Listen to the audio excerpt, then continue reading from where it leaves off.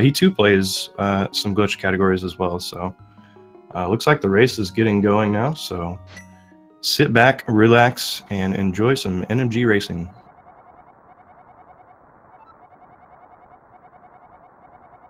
Vascos already has one match down, right? I swear I've seen him running earlier.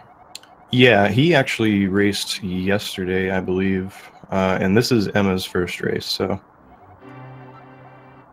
I think Vascos and whoever he ran against last night or yesterday, there was just like a comedy of errors of everything went wrong for both of the runners constantly. So yeah, hopefully for sure. he has a little better time this go around. I don't know. Yeah. Up until those incidents that you mentioned, Vascos was actually on a really solid PB pace. Actually, both these runners I would definitely put on the PB watch list. I know Emma's summer best is creeping around that 3-minute mark below her PB, so she's definitely due for one any day. And you know, Vascos was on a pretty decent pace yesterday, so I'm sure he is very capable of the same thing.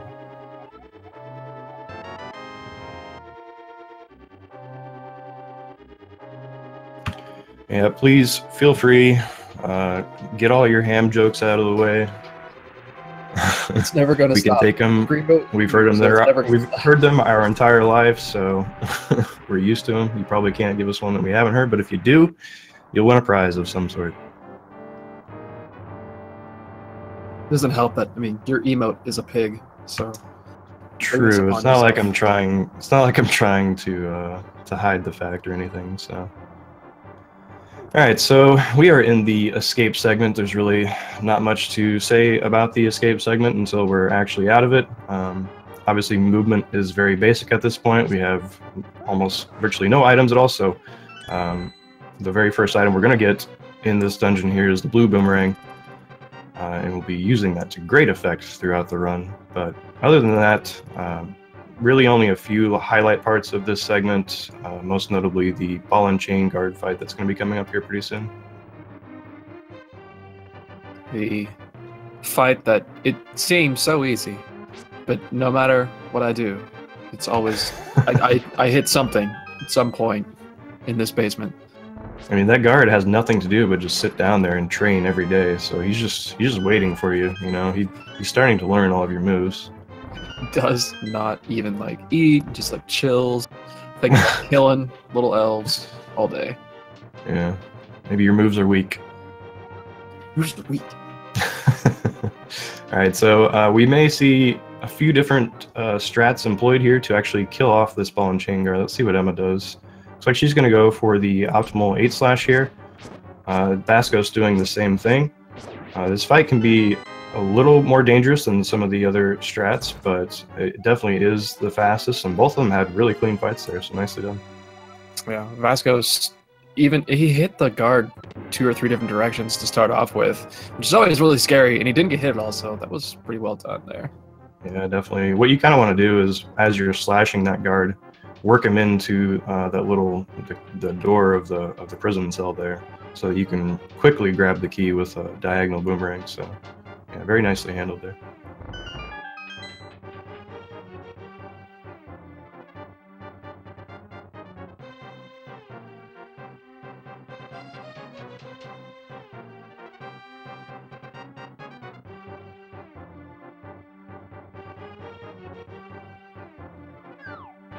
Oh, poor Poke God in chat, allergic to pork, doesn't know what to think right now. I'm sorry. Pork's an okay meat. It's not my favorite whatsoever, but it's a decent, you know, sort of cheaper version of steak most of the time. I find it pretty top tier myself. We just get so many good products out of it, you know? See, I don't like bacon, really, hardly at all. Wow. Yeah, Wow. right? I want to say that my aversion to bacon and like ham as a meat in general stems from having this name, dealing with it our entire lives. Like, well, now for some reason this meat, which has no effect on me, I have a negative connotation to it.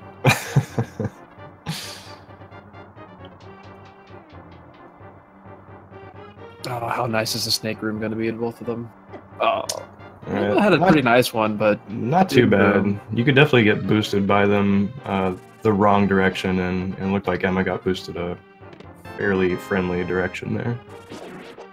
Yeah, lots of little RNG in this back half of Escape here. These ropes that are sliding around here can be in all sorts of places that you would never expect to see them. So a lot of this back half here is just reading and reacting to RNG. So Emma's in the key rat room now. She gets relatively good RNG. Vascos is coming into the same room. Let's see what kind of RNG he gets. Yep, same RNG, so decent for both. That rat can go to the far northwest side, and it'll lose you a little bit of time. Just every rat possible in the way for Emma in the last room. Always seems to happen when you're on a really good escape pace as well. It's like they know.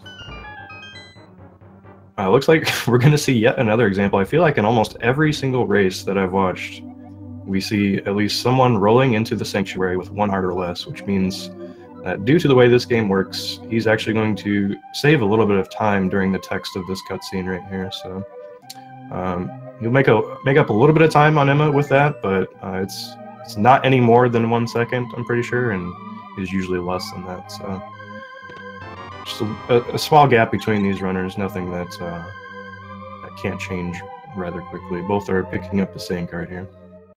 Just waiting for the runners to start routing in the optimal times to get hit and damage boosted the correct direction to get down to that 1 heart before rolling into the sanctuary. Right. And intentionally skip over safety hearts and stuff just to make sure that they don't get it.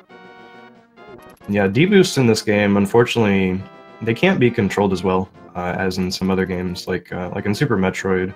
If you hold the direction opposite of the damage that you're getting, you'll go in the opposite direction. So, unfortunately, Link to the Past, it's pretty much just random in which direction you get boosted. So, you'll kind of see an abuse of that here in Eastern Palace that the runners are heading to now.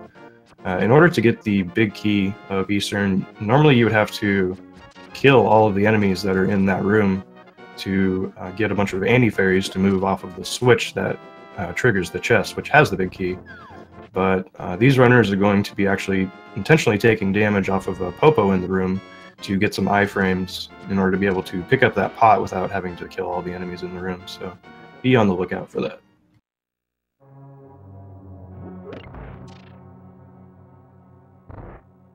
And even within that room, the different strat that could possibly come out. Just going from the stairs, which I always do because no matter how much I practiced coming off the Ropa, for as long as I had practiced it, it's so much easier to just go straight down from the stairs.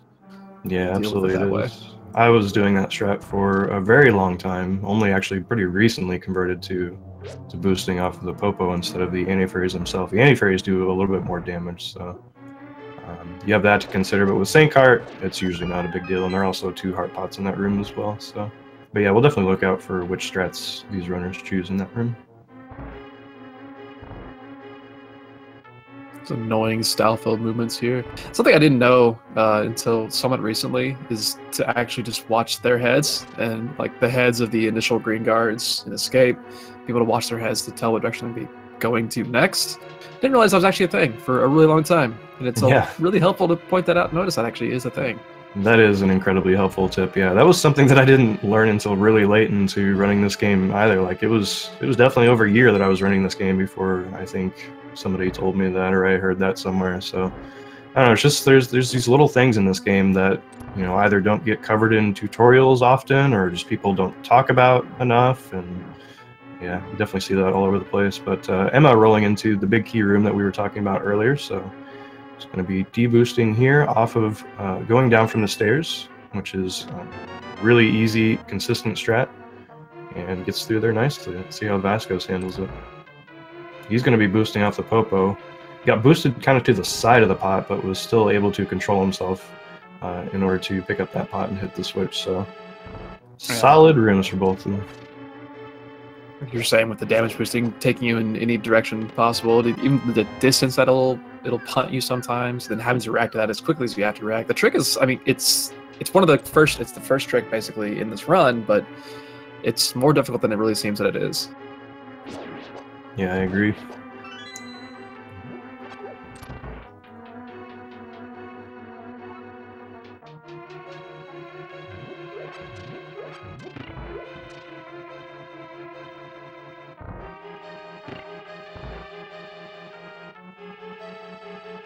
Alright, so you see in both these runners picking up all these arrows everywhere, and they need at least 18 to kill off the boss of this dungeon.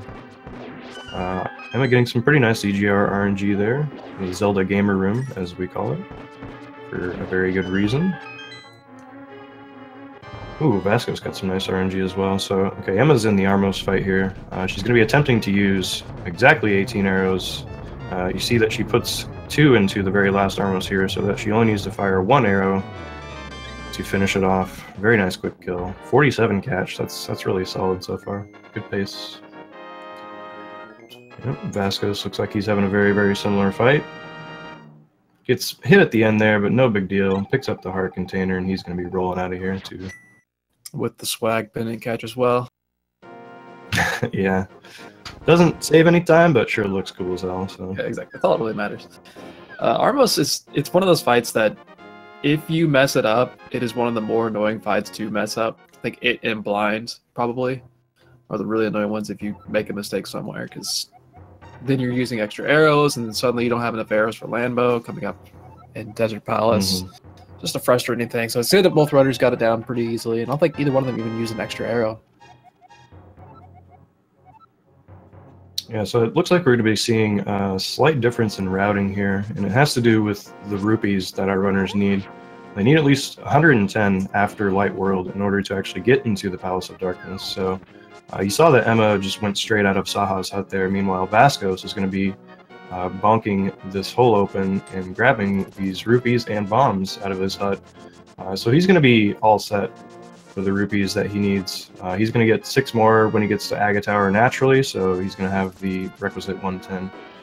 Whereas Emma will be doing a slightly different method of obtaining those same rupees, and we'll talk about that a little bit more once we actually get to that part. The extra bombs that Vascos picks up there also affords him the opportunity to use those on Limo initially. I think maybe Andy's tutorial he talks about using the bombs for the initial couple hits on Limo, so picking those 3 up early, not really a problem to do, and you always can use them eventually anyway, especially if you are not so confident in your bomb jumps. It's nice to have the extra ones just kind of lying around, because you can get rid of them as you go if you don't actually need them. Yeah, absolutely, and they're right there anyway, so you might as well grab them while you're grabbing the rupees and potentially save yourself a little bit of time down the road. So Vascos thought about spin speed. Going to the library, nah, I'm good. Maybe not. So spin speed we haven't quite talked about yet, but it's a minor glitch in this game to where as you are releasing your spin attack, if you hit A on the frame after you release it, it puts Link into this weird glitch state to where if he transitions from one surface to another, the game gets really confused and just thinks that he's dashing. So he gets to move at dashing speed and is able to change directions. So that's a small trick you'll see throughout this run. The spin dashes themselves, can save something like 13 to 15 seconds over the course of an NMG run here. So not a massive thing, but it's just kind of one of those things. It's a small frame saver that we like to do on screens because it does show up quite a bit. It's just fun, like especially going up Death Mountain. It's just fun to be moving that quickly, especially going through the meatball field that is Death Mountain. You're twice the speed that you normally are. Just walking through it. It's a little easier to get through. This is a very meat-centric commentary here, apparently. I didn't mean to do it. It's just we call them. They're meatballs, man. Meatballs and cabbages. Why would anybody term them cabbages? I mean, when you have the choice of meatballs, I get that they're green. Meatballs generally aren't green, but whatever. Yeah. Yeah, I would be a little concerned if your meatballs were green. I guess I would be a little concerned if your ham was green for that fact, so my name really doesn't make any sense either. Well, there was that children's book. Wait. Yeah. Well, yeah. Yeah, sort of. Yeah. Kinda. Alright, so these guys are making their way through Desert Palace. pretty much built for dash enthusiasts. Really get to try out the boots and break them in here. But the main highlights of this dungeon is going to be the Lenma fight at the end. The boss is made of pure RNG and hate, as I like to say. I like that you. What'd you say? It the main feature, or what was it you said? Attraction? I don't know. What did I say? I don't know, sure, but I remember thinking that's a terrible way to phrase Lanmo. Lanmo was nothing decent. Yeah.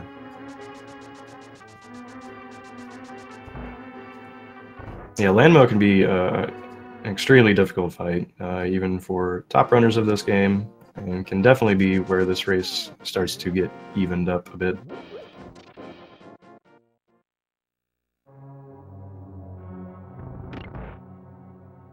Anne was running minimal splits. I was going to check what her time was.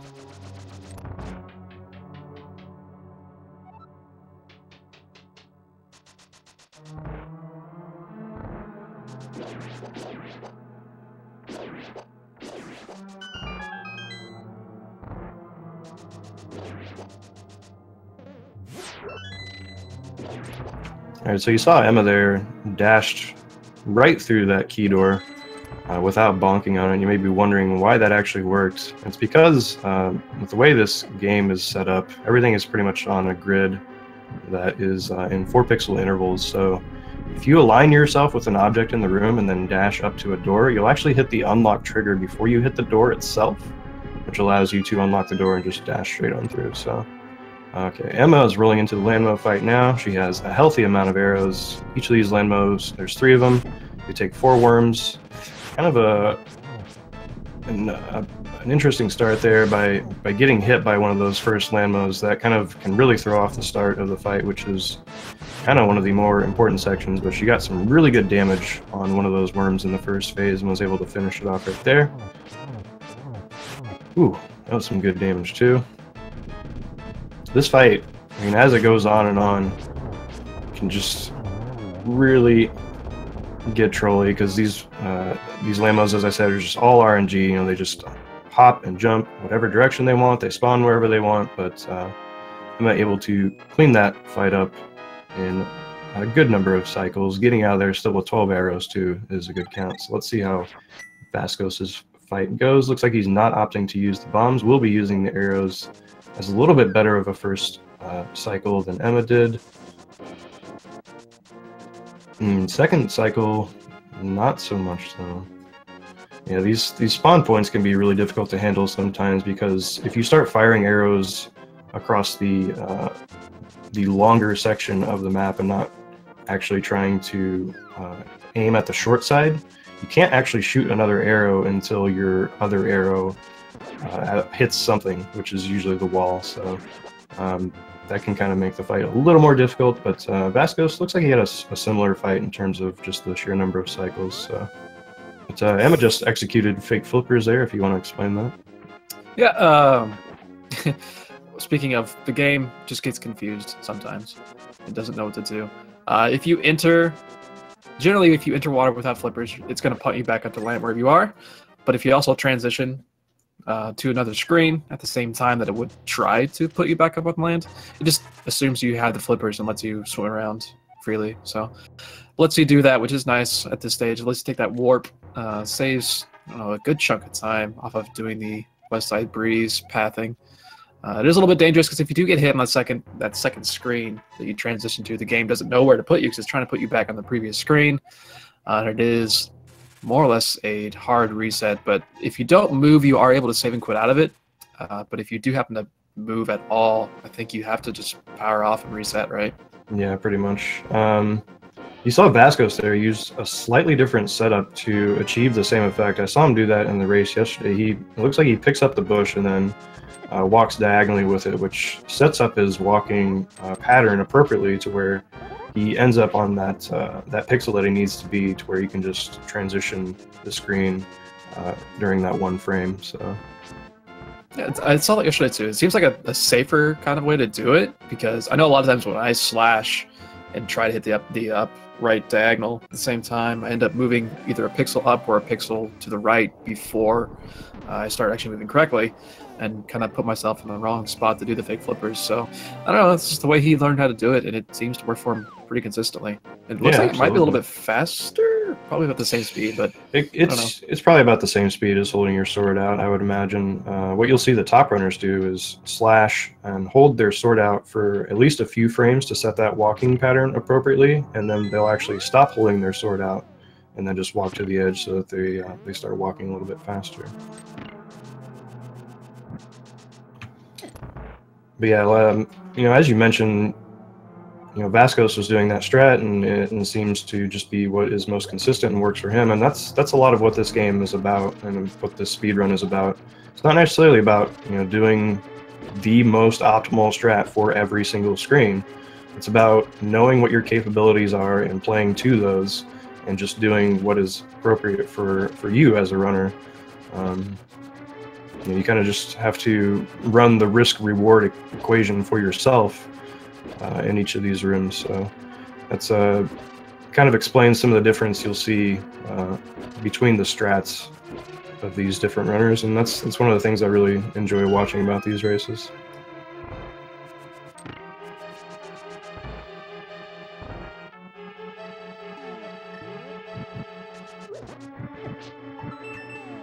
Alright, so Emma collecting the big key of Hera here.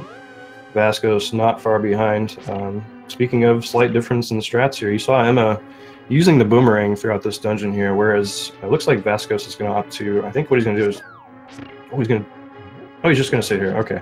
I thought for a second he was actually going to change to either bombs or arrows or boom. Okay.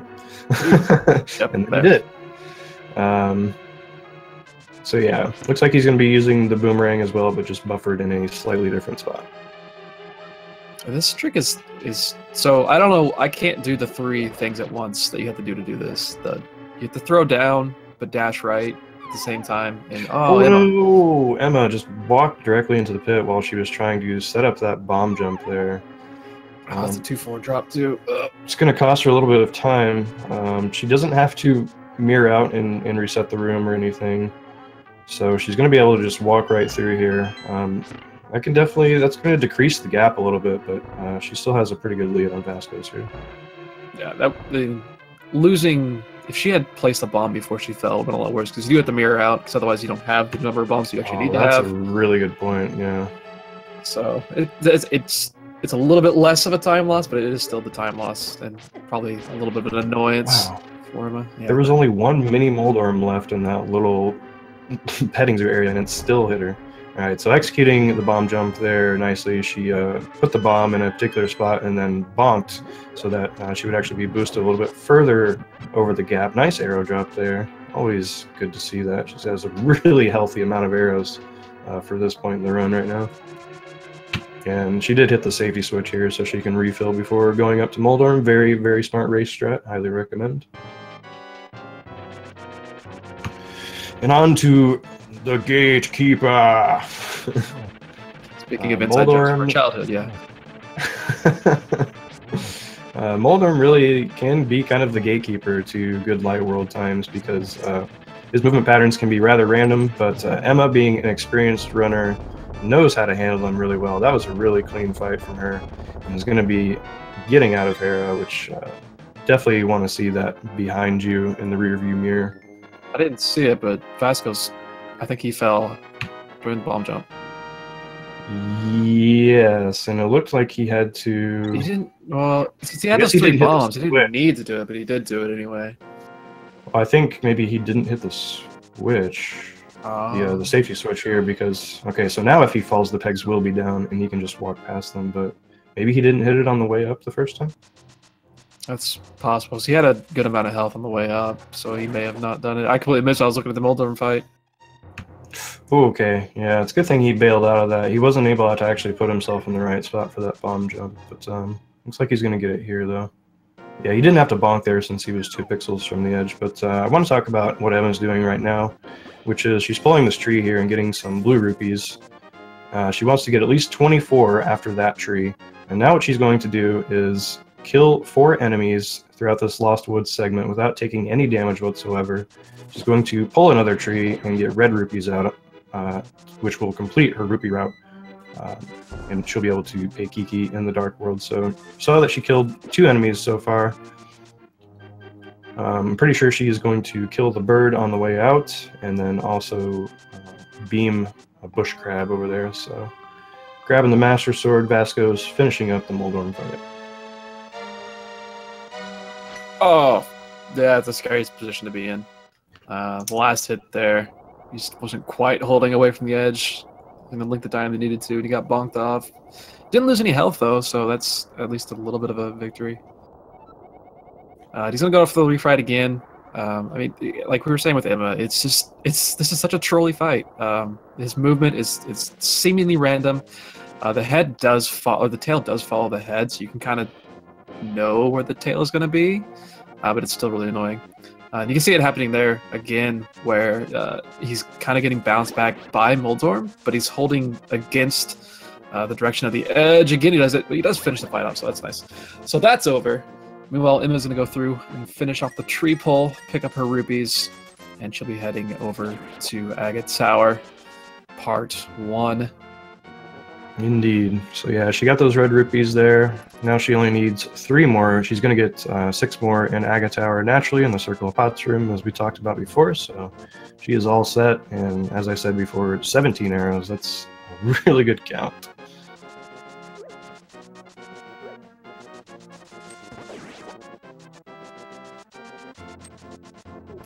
Oh, it was a rough Hera for Vascos, but he's gonna keep going strong here.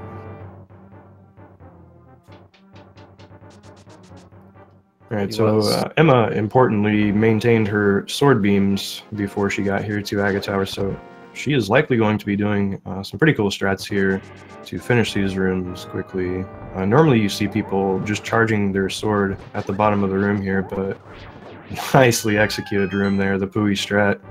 Saves about 1.5 seconds, maybe 2 seconds even for some people, or 4 for Emma, she would say. But yeah, 2 really clean rooms there, and those are some of the more important rooms of Agate Tower to execute correctly. You'll notice that in that 3rd room there, she killed those guards with the dash, and they didn't drop any items. So just keep that in mind for later, and we'll kind of talk about that a little bit more when it becomes relevant again. Vasco's kind of demonstrating why he probably still takes the Saha rupees. It is just so much safer. Dashing around in the Lost Woods and avoiding those birds, it's so easy to get hit by them. Because if you aren't very, very close to perfect on your dash movement changes, you can get pegged by those birds. And I think he got pegged by both of them, but he's nice and safe because he already picked up Saha rupees. So he won't have any troubles throughout here. I think we've seen a number of runners have that happen to him already in this tournament when they were doing 3 rupees. So yep, for sure. That's a really good point. Yo, Emma going for a really cool strat here, where normally if you do have beams in that room, you can just beam those bats out of the way and kill all those 2 guards there with 4 arrows. But looks like she faced down and accidentally fired an arrow down there. So Emma, please live. All right, smartly picking up that heart there. That's some solid awareness to know where the important drops are. I think she'll be fine throughout the rest of this tower now. I've definitely seen that Circle of Pots room go very wrong, and those guards can just stay right on you. It seems like they just don't ever give you a chance to breathe, which, you know, is how they're programmed, so I can't really blame them for it, but it can definitely be a frustrating room to get through. They're just very adept at parrying sword slashes. Yes. But it seems like they just never take any damage, and all you're doing is constantly pinging off their swords. Those Parry. 2 especially. Parry. Thrust. Alright, so Vasco's going to be making his way up the tower now. He can potentially make up a little bit of time on Emma here, just depending on what the RNG of this upcoming boss fight is going to be. So basically the thing you need to watch out for here, you don't really need to know much about how the fight works, but if you see blue balls come up as opposed to yellow ones, that's bad, and that is at least 6 seconds of time loss for every one of those that you see. So we're going to hope that both of our runners get decent RNG. So you notice that Vascos got both a heart and a fairy drop in that room. just another thing to keep in mind. I'm imagining Vascos picks up powder, or at least picks up the mushroom. I'm not really sure what he does. I think I saw one of the two. Right, yeah. So it's not going to matter as much for him, but it's still going to be relevant later. I haven't seen... Okay, that was the first blue ball I think I've seen on Emma's that was the first one. There's okay, that's number 2. Is she getting... Okay, that's 2 blue balls. That's really good. Yeah, the third one is really the one that you don't want to see because that's going to result in an additional lightning attack, which is just more time loss that you can't do anything about. It's not the 15 that we got to see last night, which is that's something you never want to see ever, but it's pretty funny when it actually happens. Just glad that Scriver wasn't actually on pace during that run at that point. I would have lost my mind. Yeah. I'm sad that run died at Helma because, man, if he could have like sub 130 with 15 blue balls, that'd be a pretty amazing feat, actually. It's Vascos. Looks like he's kind of having some similar struggles here. He's kind of low health. Nice hard drop. So another spin dash there from Emma to get the super speed. And she'll be heading over to Palace of Darkness. Here's the Circle of Pots room that we all adore. Oh no! Man, I hope that wasn't the curse coming into play. I did say that I've definitely seen people die in that room before, and it just happened right there. That's hopefully Vascos can recover, finish this tower out strong, and Aga, really, it would be nice if he was a bro and just gave him 0. Yeah.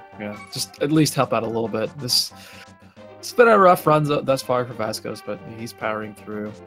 I mean, it's kind of a decent experience doing a tournament like this where you're going to finish. Like, you're going to make yourself finish the run because you want to do that. And you don't really necessarily know what's going on with the other runner.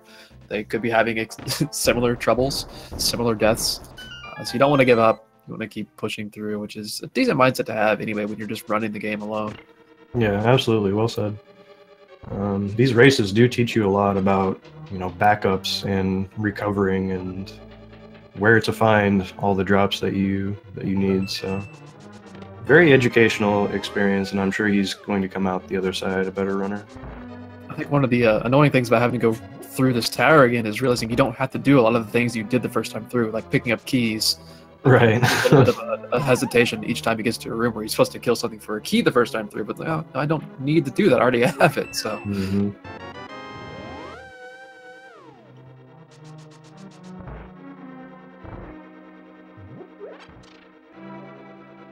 Yeah, screen watching is absolutely allowed, so these runners may be aware of one another's position, but they also may not. So I think from what I know about Emma personally, she probably won't be watching the restream, and I'd imagine she would just be focusing on her own run, and not necessarily worrying about what the other person is doing. And as you pointed out, that can be a pretty healthy mindset to have. So.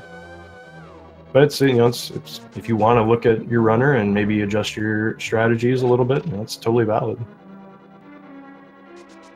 All right, so Emma is going to be coming up on one of the coolest tricks in this run. Is the hammer jump. She's going to be doing a bomb jump to boost herself across this gap here. She needs to plant the bomb and also put Link on some very precise positions here, using some visual cues on the floor, using pause buffering to make sure that the tiles stop falling. That was a nice bomb jump. That was only a few extra buffers. 1 or 2, yeah. Vascos, meanwhile, he's the start of the Aga fight, so he's going to be experiencing, hopefully, some good RNG from our good friend, Aga the Wizard. Yeah, he definitely deserves it, but of course. This is a run where everything's going wrong, so you're going to get 10 blue balls. No. Don't do it, Aga. What a jerk. Come on. I don't know if that was 2 or 3.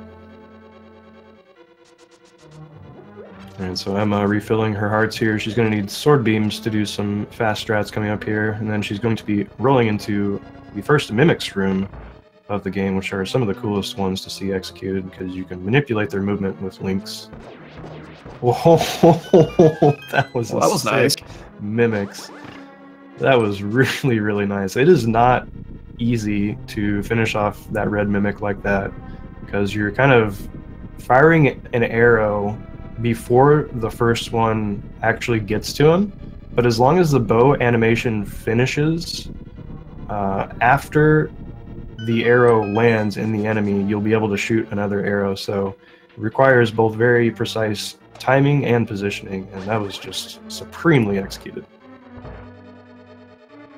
Alright, Vascos finally getting out of the Ega fight. I think that was 5, maybe 6. I kind of lost count. Yeah, it's rough. Nice turtle party from Emma as well. So she's in a pretty decent dark palace at least.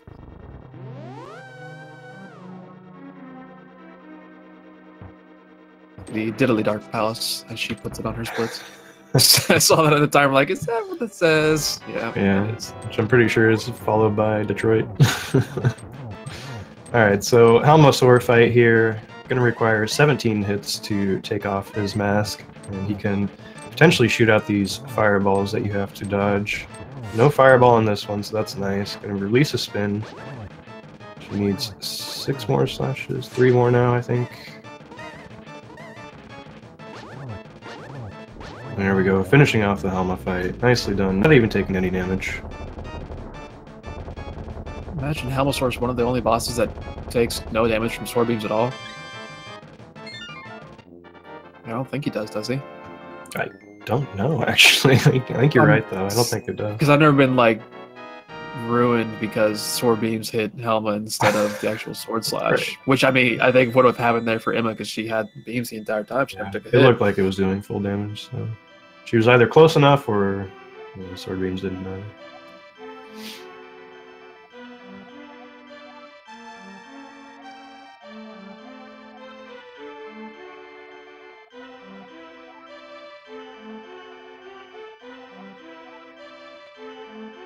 Emma going through the first crystal text, and Vasco's getting into Dark Palace right now. Kiki hopping around like he normally does. Thank you, Scriva, who does not take damage from beams. I kind of assume so, because yeah, it's never ruined any run, so. And Tosho in the chat clarifying that only Blind and Moth take damage from beams as far as Dark World bosses are concerned. It's a lot more than I think it is. I guess I've probably never entered Argus with full health, so. Right. Yeah, that's the thing. Like, normally, because of either strats through the dungeons or just the dungeons themselves being difficult, you're not typically getting to bosses with full health, but sometimes beams can be more of a curse than they are a blessing. Blind, they can actually be particularly helpful because it allows you to get the third hit on his phases a little bit quicker, but we'll see if Emma makes it to that fight with beams, and we'll talk about that a little more then. She's heading to Thieves Town right now, but not before she hopefully gets this flute in one dig, but I know she has an affinity for the shovel and likes putting it to good use, so. It's so sad you have this item for all of 5 seconds. Yeah. Entire game. It's so funny, just dig up all over around the world. I mean, if you could shovel dash and it actually dug up all of the holes besides just the last one, and you can get drops from it, that would just be so cool to have throughout the run. Okay, so Vascos is going to be approaching the bomb jump now, so let's see how he does with his attempt. While Emma goes past the fastest guard in Hyrule, but she's a little bit faster. See ya, nerd. Like buffers. Yeah. Vasco's coming from glitch categories is probably a little more comfortable with select buffers than he is pause buffers. That makes sense. I saw that in his profile that he had been doing some glitch categories prior to this, so that would make sense. Yeah, it looks like he's just worked out some cues that work for him with the select menu, so Nicely done. Needed to move up 1 pixel there. Does so with a 1 frame of diagonal movement, which is 1/60th of a second. So definitely not an easy trick to pull off. But well done by Vascos there.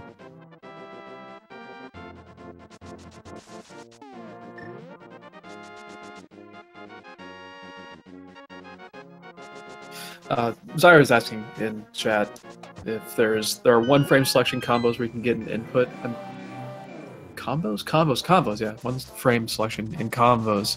So like during picking up the flute, I think Emma may have moved a pixel or something. I know I have mapped plenty of times during picking up the shovel.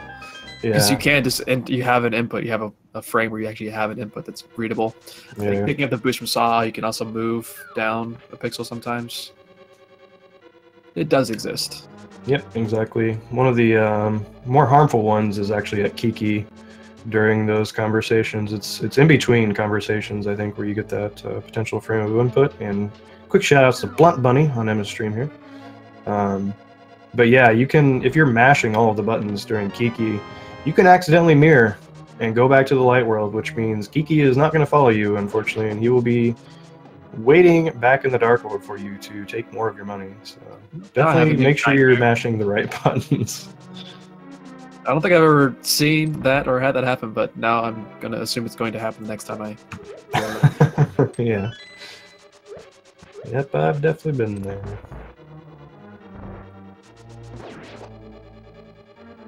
Best room in the game coming up. On Emma's stream, at least. Alright. Gets bad RNG, though, in the hellway here. There's 1 exact pixel here on the y-axis that you can dash up and through. But she got bad RNG, unfortunately, and wasn't able to do that. Vascos had a bit of a time in the turtle party room, yeah. You got through it, but he is down to 3 hearts going to Helmasaur, which can be scary as heck. So hopefully he gets through this. Hopefully Helmasaur is nice to him and offers up a few fireballs. If none at all, would be great. Yeah, nice timing with that slash by Emma to make sure she didn't dash out of that room early. That was cool.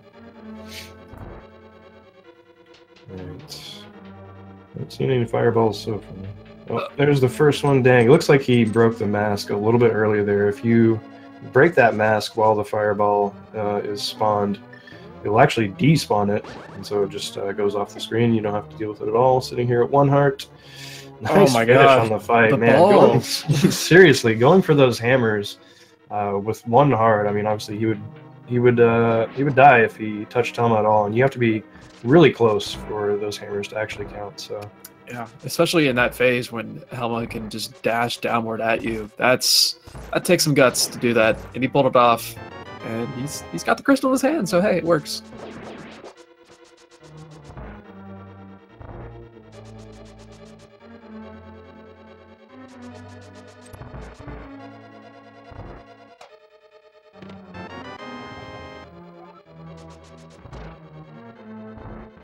Yeah, Vascos has shown us some really nice boss fights already in this tournament in his other match.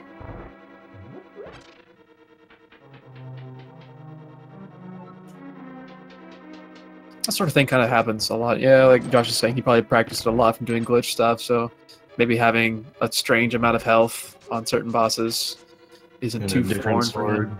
Yeah. Alright, so Emma rolling into what is commonly referred to as a scripted fight. Basically, she just needs to hit her marks at the right time. She needs 3 pokes in each of these phases to kill off blind. Looks like she's executing the first and second phase really well.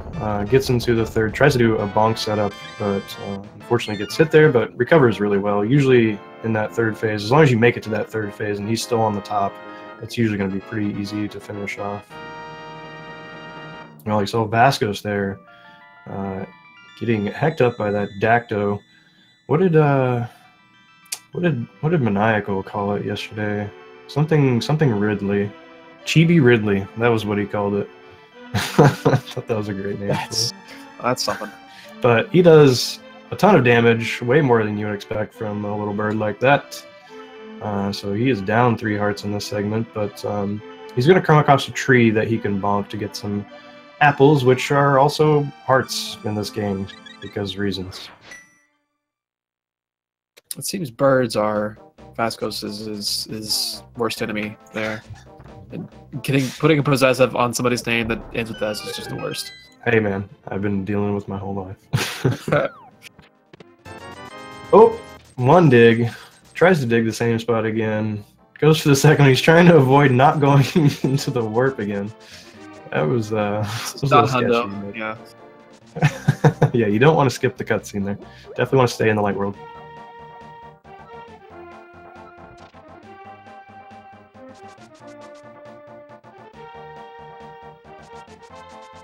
Oh, Scriva. More food-based puns. Like, I read it once and I didn't get it. I didn't even notice, and then you said, "Oh, Scriva." I'm like, "Oh wait, no, there had to have been a pun in there, hasn't there?" I guess that begs the question: if you don't react to a pun, is it even a pun? The pun fell flat. There's probably a pun within there. Damn it! You're just opening it up. All right, so Emma tempering her sword here. Meanwhile, Vasco's picking up the swag duck. He's going to be heading off to the witch's hut here to exchange the mushroom for some powder. Is he going to do witch's hut spin speed? I really hope so. It's my favorite spin speed in the game. Disappoint. But picking up... How much time does it actually save? Like, I don't know that it even does. So yeah, it's just one of those swag things that just looks really cool. I think I just like it so much because you get it off of those really tiny stairs. So. But picking up what is arguably the best safety in the game next to the same cart. Emma looked like she went for fence dash there a little earlier, but then bonked, unfortunately, but she carried it through. Didn't stop her dash. Was going to stick it out no matter what. Scriva, that's a bit of a struggle, bud.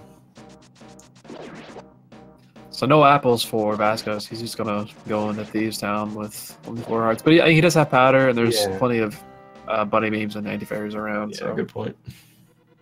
All right, Emma in the worst room in the game. Objectively, no arguments, please. See, and that's one of the reasons why there's something really weird with statues, and I think like objects in general that you can push and pull. I think it has to do with like Link not actually quote unquote establishing his position in front of the object for long enough. And so you saw that, you know, she was trying to grab the statue, but just ended up starting a dash instead. Just a really frustrating room overall, especially with Gibdos and the way that they work or don't work sometimes. But going for another bomb jump here, she... Okay, I was going to say, a little low. Didn't think she was close enough to the pit. You need to be 6 pixels or less away from the edge of this pit if you're going to bonk to try to hit it. So looks like on that previous one, she just dashed a little early. Did the same thing here. Gets it this time though. She is a little bit low on health, so you know I really wouldn't fault her for death warping. Maybe like after she gets. This is actually really scary because anything on this overworld here does 2 hearts of damage. Oh, she gets a bush fairy. Let's hope she can get it without getting... Oh, that was so close. If that rope hit her, she was dead. But she got the fairy instead, and that's exactly what you want to see. So many different RNG movements there that could have gone wrong or right. The fairy has no guarantee to even go anywhere near you. If it drops out of... Oh, gosh. Man, this Swap is not being Woods. kind, yeah. Or Skull Woods even, yeah. Wow. This is when he starts slashing everything just for anger. Oh, what did he just die to? Was this unintentional? Oh, he had powder out. I think he maybe tried to powder during the hellway. He came out with 2 hearts and then got taken down to 1. I think he was trying to powder and then ended up getting hit. All right.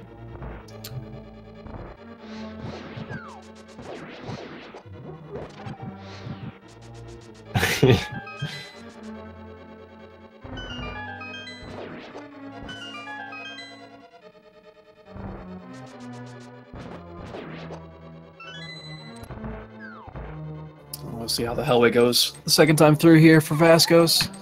Bad RNG again. Oof. Is he gonna powder now? Yeah, man, that Patrick Star is just trolling him. Ridiculous, yeah. Ooh, that was a really nice moth fight from Emma. Only needed a few slashes after that. You can kind of see how good the moth fight is by the number of spikes that are missing from the fight, and you see only one of the spikes actually came out there. So, really solid fight from Emma after that. After that dungeon. I mean, it's pretty admirable to be able to recover after all that stuff just happened to you. So. Yeah, it's so easy to get moderately tilted in this game as it is. To have a bomb jump like that go wrong so many times, and then to fall in the key room afterwards, just getting bounced off by the beetle. Then have a really nice moth, so hey. Yeah, exactly. Something to note though, since she did use all of those bombs, she is going to be a little low on her count here, so gonna need to pick up some extra ones or hopefully get some drops along the way. There's definitely some in Ice Palace that she can grab. There are a bunch that she can grab. The Stalfos Knights, the big Stalfos Knights that she's going to kill in Ice Palace, are guaranteed to drop bombs. But with where she is in the prize pack, I'm sure they will only drop single bombs each, but that should be enough to get her through. Yeah, I mean, yeah. I always pick up at least one of those extra bombs with Stalfos because I don't trust myself on the bomb jump in Ice Palace, but she'll be down to, what, 2 going in? She doesn't do the double?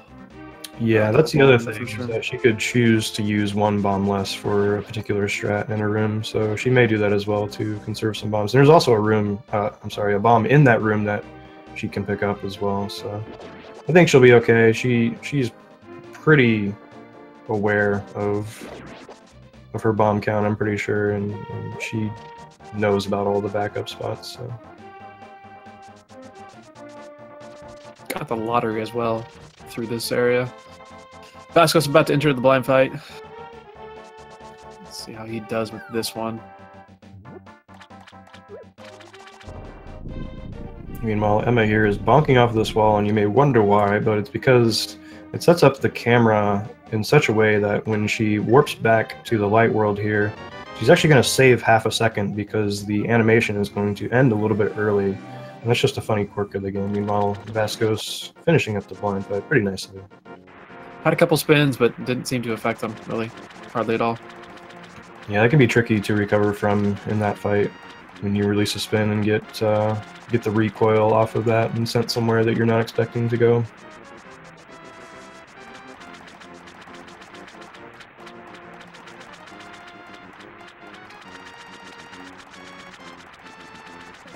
Speaking of ridiculous dash segments, getting to the flippers can be so annoying.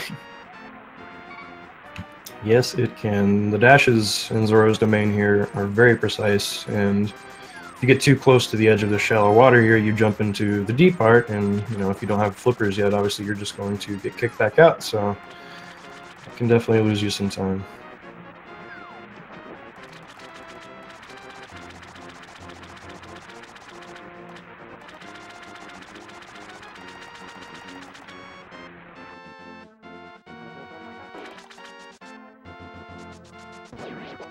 Oh, the wonderful RNG. Yeah, got it okay. Hey, look, a bomb drop too. That's not bad. So that worked out pretty well there for Emma. Getting, I don't know what they're called, the little Zora guys, in the way of the warp, but killing it dropped a bomb for her, so it solved part of her bomb issue currently. I think maybe they're just mini Zoras? But what are the... Are they the same enemy that, the ones that just stick their head up and shoot, and the ones that actually jump out of the water? I don't know. I'd imagine so. It's just like the same guy doing something different. Right. Asking the important questions. Alright, so Emma, in her favorite palace, Giant Kappa. No, she's not personally a fan of Ice Palace, but I know she has the capability of executing it well, so... And she will probably be picking up... Let's see if she grabs this pot on the left here. Yep. Solid heads-up item routing there. She is still going to go for double bomb, too. Nice. Good setup. Gets the pegs back up. And let's see if she grabs the bomb jumps from these big Stalfos. Yep. Very nicely done. Yeah, that's just solid heads-up play. Good awareness.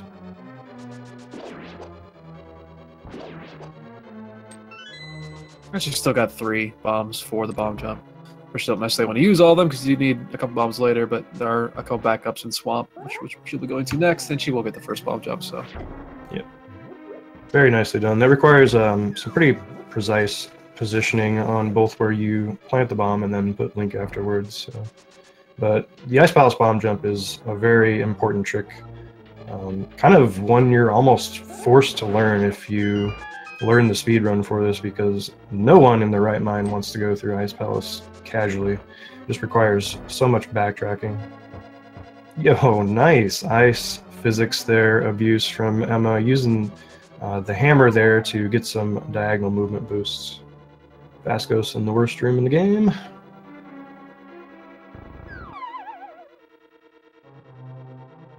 That's annoying. Like, he slashed the Gibdo, and it didn't... It just stood there like nothing happened, yeah. It's like, come on. Help me out here. Alright, so Emma going to be falling into the Cold Stare fight here. Cold Stare is a very dangerous boss, and this can be one of the worst deaths to take in terms of time loss. So let's see what strat she is going to employ here. Pretty sure she goes for 6 slash, which is pretty much the safest and most consistent. She's going to be slashing the puffs and trying to keep them in the corner there. She only has 1 get out of the way, which really isn't bad to clean up at all, and handled very nicely. No damage taken whatsoever. Good fight.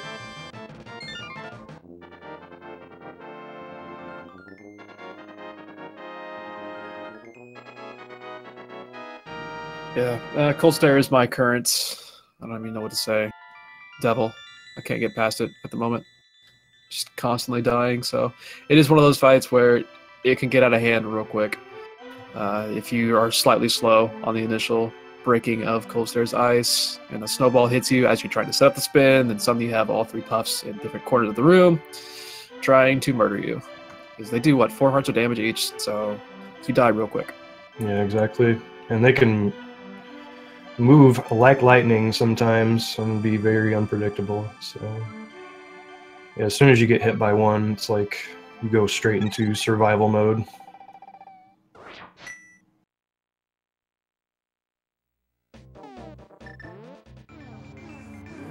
Emma does her shopping trip now, doesn't she? That is correct. She plays this segment smartly and safely. She opts to get both Ether and Ice Rod during this segment, because that means she doesn't have to get it during the Mire segment, which arguably it's more important to have full health going into Mire than it is for Swamp, because Swamp normally would be the second dungeon that you do, you know, just in a casual playthrough, and it's what's marked as being the second dungeon. So, oh no! Wasn't even muffled. That was a really quick hand there, but he did spend some extra time in the room right before. Actually, he's at pretty low health. Look at this fire bar. Holy crap. Yeah, Wallmasters. What just a terrible enemy, but like a genius design, though. Like, whatever developer thought of that. I mean, they have a black heart, but... Alright, Vascos looks like he's going to be powdering this bunny beam here. He's going to be refilling before the moth fight. And you got a full magic refill as well in the room before. So. Uh-oh. Did he get muffled? I think he did. Alright, so shout out to Japanese 1.0 exclusive things happening. Unfortunately, in this game, as you're falling in a hole, you can actually still interact with sprites and take damage. So what you saw there, it looked like he just fell into the fight as normal, but since the Wallmaster got there at the same time, he got grabbed. So definitely happens to almost every runner at one time or another if you are playing the Japanese 1.0 version of the game. But man, that is painful to see. That brings back some bad memories for sure. Well, now he's in the moth fight. Finally. Yeah, just wants a chance to kill the big butterfly here. Moth fight can be particularly trolly because if you slash him and he runs into spikes, he won't take any damage due to a bug in the game, but looks like Vascos was able to clean it up nicely. Emma erasing a block with a mirror there, another Japanese 1.0 exclusive thing that actually is a positive and saves you time. Just don't try it in a dungeon.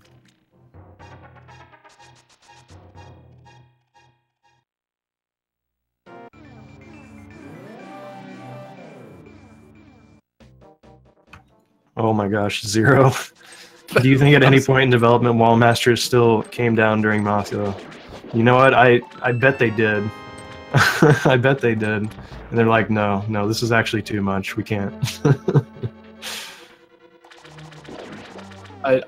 Surely somebody has made this into a ROM hack already, where that actually happens, where like Wall Masters are falling during every all boss single fights screen. Every screen there's Wall Masters. The overworld Wall Master just takes you up north for a while, then drops you off. Yeah.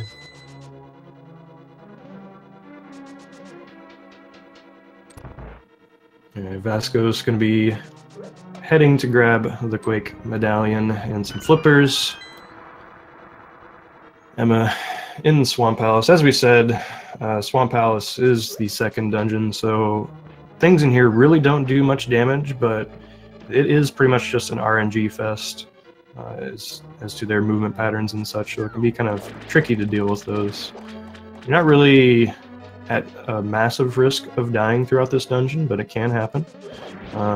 It's death by 1,000 paper cuts is the phrase that you normally hear get tossed around, so.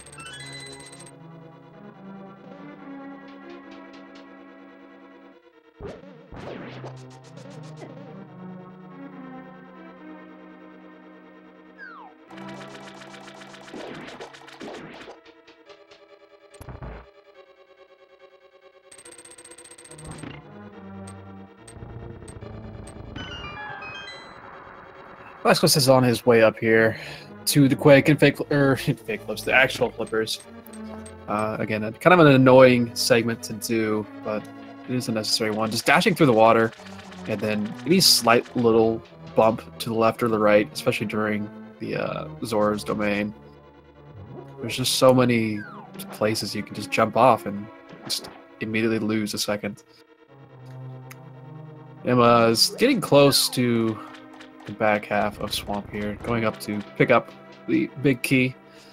I think this is another one of those, the stairs she just entered here. If you bonk prior to it, you end up going up and down the stairs perpetually until you manage to fix it. Just another part of the game gets confused sometimes. It doesn't know what to do, putting the camera in the wrong spot. I don't think we've actually talked about item dashing yet, in this run at least. We just saw Emma do one there. You're essentially using an item at the same time that you're starting a dash. Unless you dash with the item and the item is active during that time. So like with the hammer, you're constantly breaking stuff.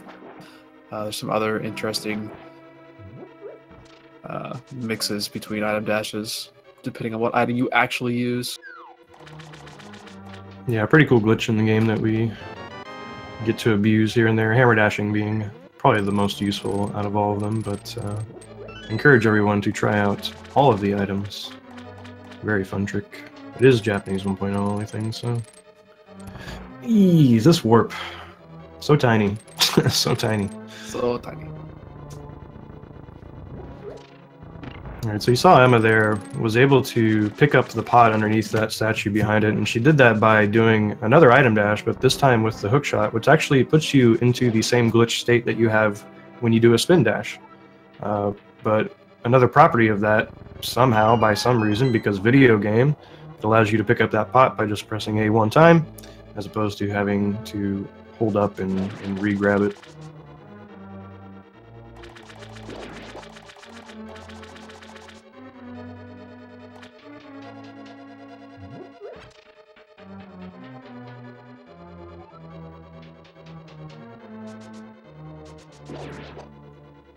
And so Emma looking good on her inventory counts here, you want to have 2 bombs and 21 arrows, leaving swamp here. It's a really solid count to have for the rest of the run. Your routing will be pretty much set. You won't have to worry about anything. So Emma on the Argus fight now, going for the easy, consistent hook and slash. Big fan of this strat. Very easy to execute. Nicely done. Nice and easy fight here. 2 spins and we're going to be done. Now we're on to the longest cutscene of the game.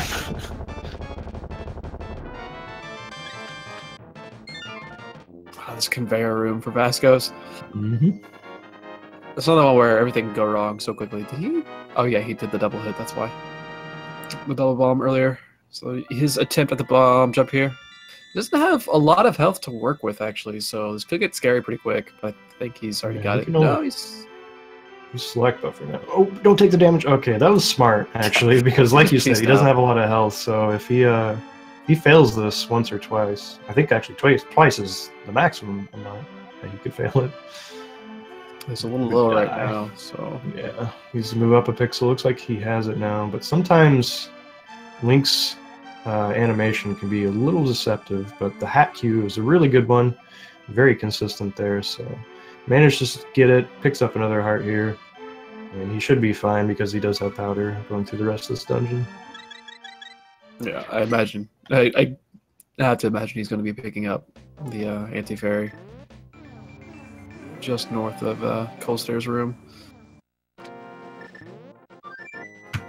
Meanwhile, Emma here can go straight to Meyer because she already has Ether and Ice Rod, and she's going to have full health rolling in here, which is going to make the second room of Meyer a lot easier for her because she'll be able to use sword beams to kill pretty much every enemy in that room. She's going to use the fire rod once as well, but Meyer 2 is definitely one of the cooler strats in the game. A very cool room to see because you just get to kill everything and do it quickly.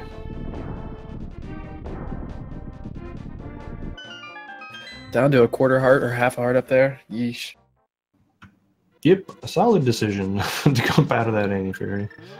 It's kind of scary as he still only has, what, 7.5 hearts currently? So you can only take 1 hit from the buffs, and then a couple snowballs. So this is still going to be a kind of a scary fight for Vascos. You have to take it a little carefully. And I think we missed it, but Emma did toss the bird, so... Keeping the meme alive. Shoutouts to Walrus Prime. Vascos' cold stare fight here. Ooh, that timing was a little weird releasing that spin, so didn't quite get the puffs to all stay together. And they've kind of separated out here, so he's now in survival mode. If he takes 1 hit from these puffs, he's dead, but plays it safe, does some spins, cleans up the fight. That's the most frightening fight. It can just instantly die. Well, I guess he would have had another hit to take from the puffs, so I can't count hearts, I guess. Oh, wait, no, he picked up the heart from the JK. Alright, let's check out Emma's torches time here, see what kind of pace she is on. 108.27 torches. That is a really solid time, actually. You see this used as kind of a common checkpoint. Most of like the really top tier runners can finish the game in about 20 minutes from here. Your average like sub 130 runner, maybe something more like 21, maybe a little bit more. So Emma definitely on a solid pace here. Can potentially PB. I know that she's been practicing a lot and has probably been putting a lot of that work into endgame, which is arguably the most important part of this run.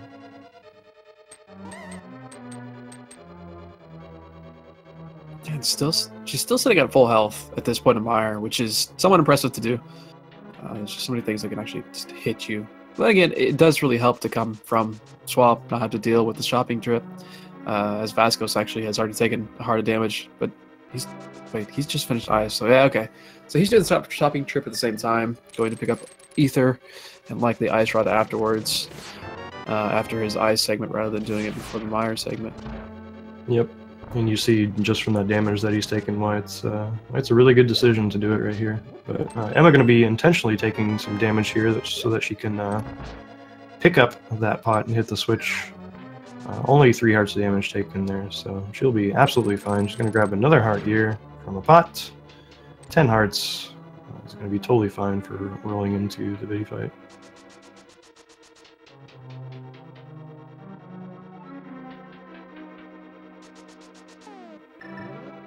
Practice hack sends you in with, what is it, 9 hearts or is it 7? I believe it is 7. Yeah, I thought so. So a little leeway for Emma to deal with.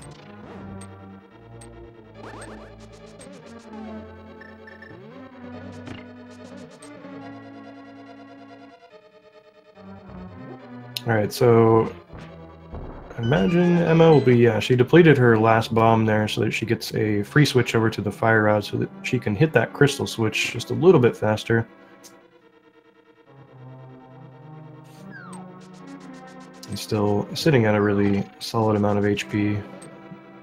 So going into this Viddy fight, I expect her to be using the WQ Viddy strat, which optimally you do 3 spins and take a total of 4 hearts of damage from the goo that is surrounding Vitreous. So, whew, that always kind of scares me when that eyeball comes down, but you see the 3 spins here. She's going to finish off this last eyeball with an arrow. 0 cycle, no lightning coming out of Viddy.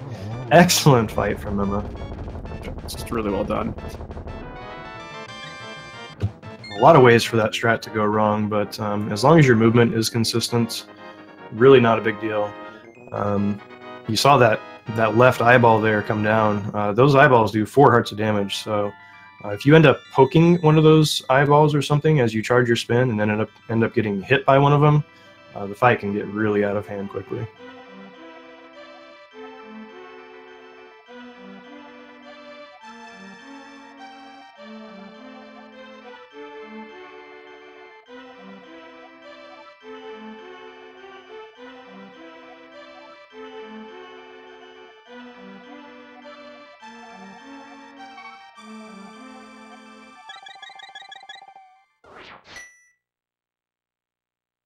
Yes, Axel, that is indeed what happens.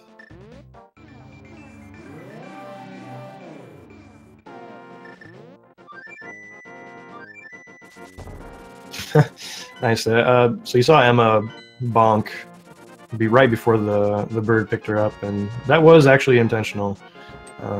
You can potentially save a frame or 2, I think, by the bird picking you up a little early by bonking there. So kind of a cool thing. There's really no reason to not do it. It's not really going to lose you any time or anything, because the bird's going to pick you up either way. So.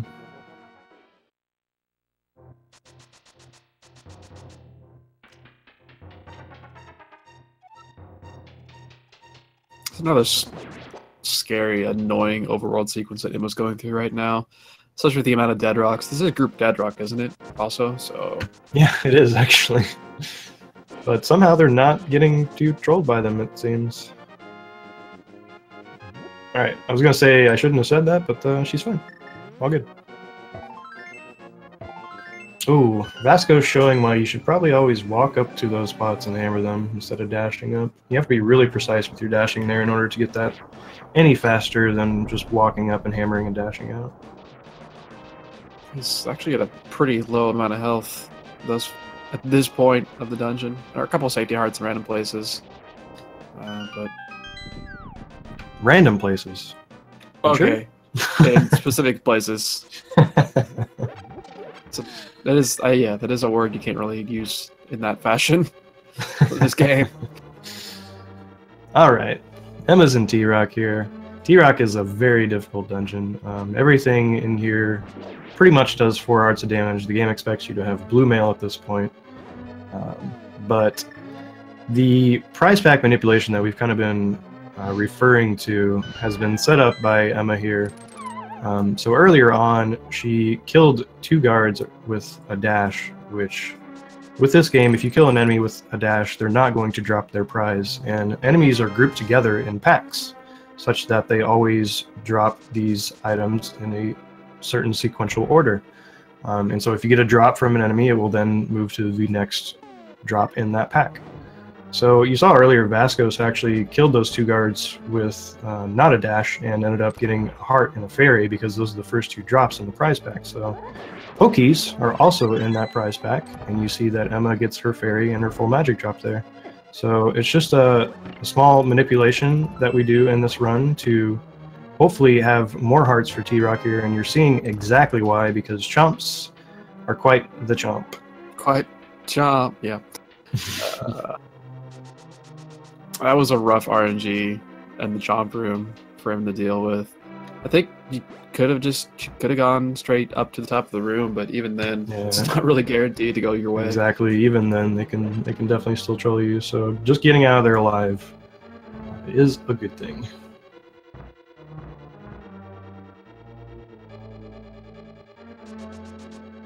That can be kind of the only bad thing about getting those drops that early, because as you're seeing, she's killing more Pokies here and going through that same prize pack. Oh god! Shoutouts to lasers and bunnies, and when opening the doors and causing idle frames so that the lasers still hit you. Very unfortunate. She's going to be sitting at 1 heart here. So she needs to be very, very careful going throughout the rest of this dungeon. She has already gotten the fairy drop, as we said, so unless she happens to cycle all the way back around the prize pack, which means she would have to get every single drop from these double Pokies up here, I'm pretty sure. There is a heart pot in this room that she can grab. There's a heart, which is at the... okay, now she has actually gone all the way back around. I'm pretty sure the 10 arrow drop is the last drop in that pack, but she did get a few heart drops there. You know what? We may see her take the safety exit here. I wouldn't blame her at all for doing it, because if you die at this point in the dungeon, having to go all the way back through this would be painful indeed. I don't know that she has the restream open and sees where Vascos is. That may factor into her decision, if so, but yeah, we'll just see what she does. Yeah. Vascos is taking down Argus, just doing it as safely as possible. I'm not really rushing it. Again, I think we said a couple times, just being consistent and getting things done is usually a lot more important sometimes than just doing it as fast as possible, depending on what level you are with the game. Sometimes the non-apple strat, if it keeps you alive, is a lot better than being dead. So, especially with the amount of health that Vascos was sitting on there, he does finish off Argus, and yeah, Emma is going to go for the safety exit here. Yep, solid decision.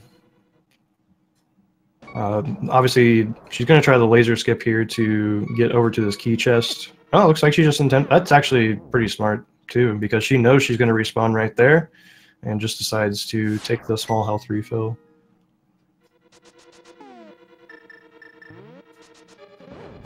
What? Video game, ladies and gentlemen. Okay, so...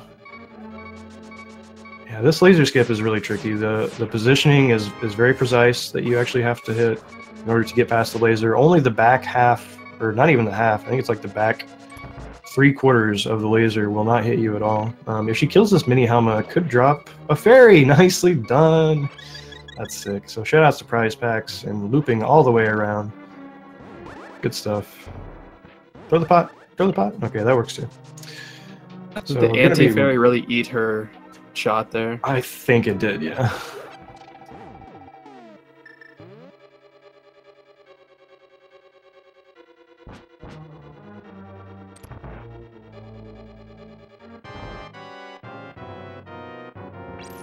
Even doing the safer. Try next strat here.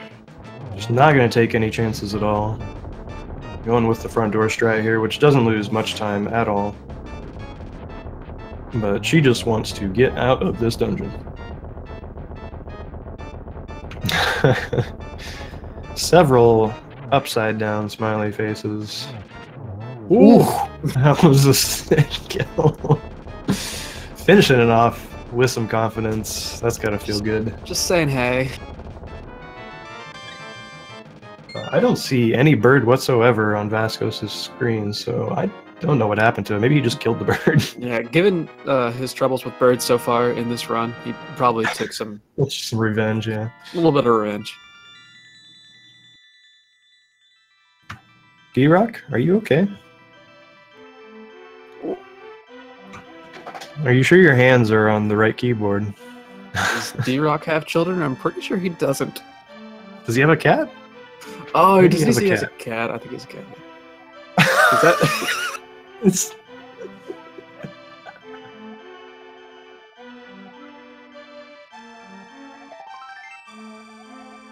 Alright, so Vascos is in Mire now, still sitting at full HP. Meanwhile, Emma is going to be making her way into the best dungeon in the game, Ganon's Tower.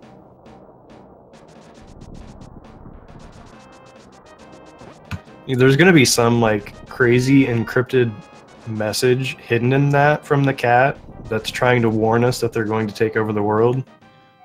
We were talking about number stations yesterday, and now D-Rock's doing this stuff.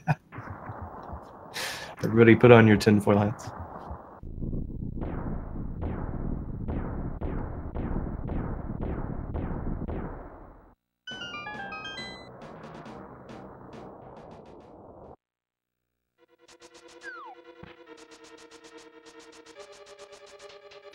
Alright, so Ganon's Tower, if you have not seen it executed in NMG before, or, you know, even other categories as well, it is just a pleasure to watch when it is done well.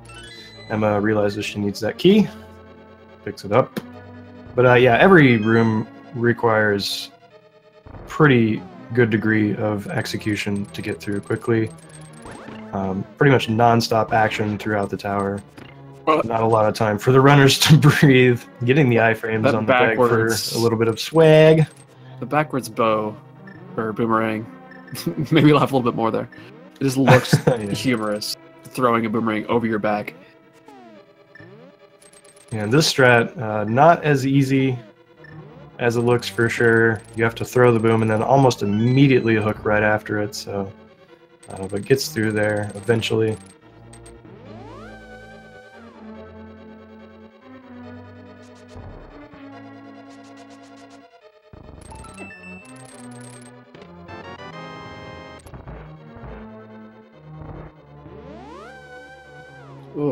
Ooh, yikes. Real low health here. Yeah, normally... Okay. He's going to be fine, though, because he's got some bunny beams coming up here. But yeah, normally if you have iframes and get shot by that BMOS, not a big deal. But let's see if Emma... She's probably not going to do the bomb minigame. Maybe she will. You kind of want to make sure you deplete all your bombs here in Ganon's Tower. It's not a big deal. It's just one of those things where you get slightly faster menus at the end. Oh yeah, she is going to do it. Nice. So that's why you see her planting those bombs here. Going to try to get rid of all of them before she gets to the end of the tower here. Alright, so 30 arrows falling into the first Light World boss refight here. It's Ice Armos, it's on ice. Going to be going for kind of the same sort of quick kill that you saw in Light World. Gets the fast rotation there, nice. Nice quick kill. Solid Ice Armor. She has 11 arrows right now. She can actually skip this chest. I wouldn't blame her for grabbing it, though, just to have some extras for the rest of the tower, but you really only need 9 or 10 arrows going up to the second floor here, but again, I don't blame her at all for grabbing those. No, she doesn't have beams, so she does have to use at least one on here, but that is a decent amount of arrows to have at this point for the Mimics rooms, but the Mimics rooms are a couple, this pair of rooms coming up here. You see a lot of really interesting ways to get through here sometimes, but Emma, solid in the first room, second room should be just as easy. Yeah, that quick turn can be deceivingly difficult to get down. Yep, absolutely, and both of those Mimics rooms were executed very well by Emma there. Getting through this spike room without taking damage, also very difficult. Nice. Those 3 rooms, in my opinion, are the most important ones in G Tower, probably other than the Gauntlet, which is coming up, which are 5 very heavy RNG rooms. So I see Vascos finishing up the Vidi fight over here. Oh, I thought Vidi was actually going to shoot another lightning there. I wasn't sure what he was going to do, but yeah, gets out of that fight alive, no problem. He actually, on his last spin on the eyeballs, he poked one of the eyes that was out front, but he still got the spin off. I was really worried he wasn't going to get the spin. He's going to take a couple extra hearts of damage there, but gets through it. He'll be heading up to T-Rock here shortly. Nice bonk in G3 to both kill that guy and then bonk back over the BMOS to kill the other guy and get out the door. Using the fire rod here and the AoE damage to actually kill off that Stalfos. Pretty solid gauntlet from Emma. And so now she's in the Landmo refight. But we got the fire rod now, so none of this firing arrows all over the place and having an archery contest. Nice 2-cycle. You can get a 1-cycle fight, but if you get bad RNG, it can be very difficult to actually do that. So 2 cycles is still pretty good. Yeah, that looked like that was pretty terrible RNG with that first snake doing a quick hop to the left. Alright, so D-Rock has confirmed that it was not actually a cat trying to take over the world. He just had his phone in his pocket. Yeah, I've managed to open my phone up and start playing something on Spotify in the middle of a class presentation before. Impressive. So secure, these phones. Yo! Vascos going for the Waffle House drive-thru. Gets some bad RNG from the squirrels, though. But major props for going for that anyway in the first place.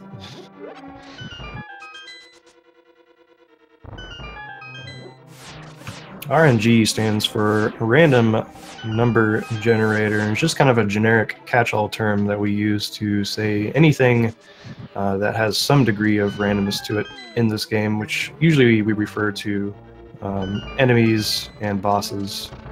Usually their movements or attacks are somewhat RNG based. Oh, gets a stuck bomb, but she has plenty to get through here. Probably going to be depleting these last 3 bombs here. Nope, never mind. But she could have gotten rid of those last 3 bombs there just to make for a little bit faster menu. It's really just a few frames difference, not a big deal at all. But you definitely want to switch to the hookshot before you finish off this fight right here, because you cannot use the menu while the boss is in his exploding Michael Bay animation here.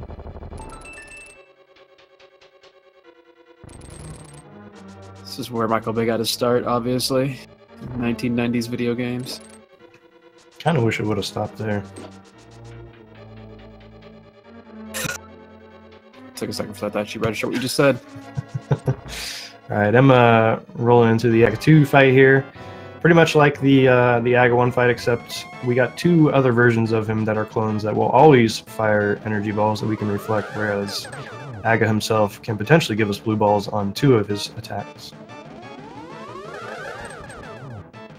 Looks like Emma got 2 and 1. 2 and 1, yeah. Another 1. So she needs 2 more. Nice, finishing it off there with those last 2 hits.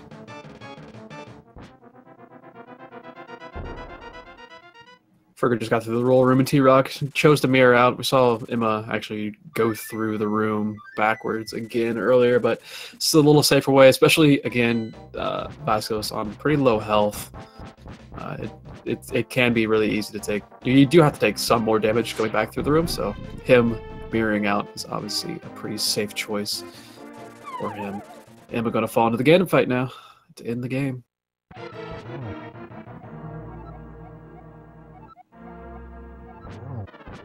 Vascos a little bit different strat in the Chomps room here. He's placing this block up on the top row, very close to one of the switches. Getting some really bad RNG by these Chomps here. Gonna take it a little bit more slowly, not try to bother with the iframes from the pegs. I just realized I was on half a heart. Yeah, not able to get the 1-on-1 here. She does get the good... I guess she only needed 1 more slash probably to finish it off, so she didn't even bother going into the upper left there. But you can get some double spins off on Ganon. But wasn't able to actually get inside the circle before that. Oh, that fired back. But yeah, sitting at half a heart here, it looks kind of scary. But I think Emma is fairly confident in finishing off this Ganon fight here. Most runners, I think, tend to feel pretty comfortable once they get past the torch glitch, especially. We'll be seeing that here in a little bit as soon as Ganon decides to stop warping, which you would think are coin flips, but really aren't. I mean, they are, but they really don't seem that way. Okay, Ganon's going to shoot. Nice use of the hook shot. Nice torch glitch too with the fire rod. Definitely showing off some confidence there to go for that.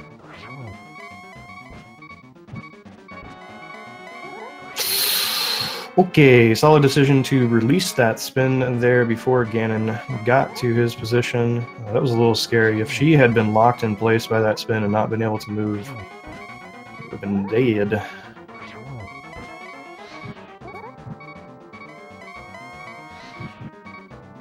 Alright, just a few more spins to go here to finish off the fight.